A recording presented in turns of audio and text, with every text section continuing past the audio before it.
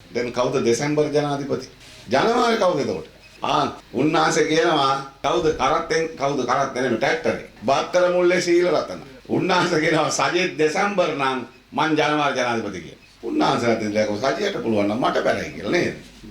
තව ටිකක් යනකොට කවුරු හරි කියයි මටත් පුළුවන් කියලා. මේ කොරකාවෙත් පුළුවන් මට ඉතින් කාට හරි බැරි නෑ try කරුවා. ඒ කියන්නේ දැන් මේගොල්ලන්ට කියා ගන්න දේවල් නෑ. දැන් ආණ්ඩුව අවුරුදු 76ක වැඩිම බොරු කියපු ආණ්ඩුව කියලා කියනවා. අපි කිව්වා බොරු කිව්වා කියලා කියන්න එපා. Master the corporate world. Join IIT. Register now.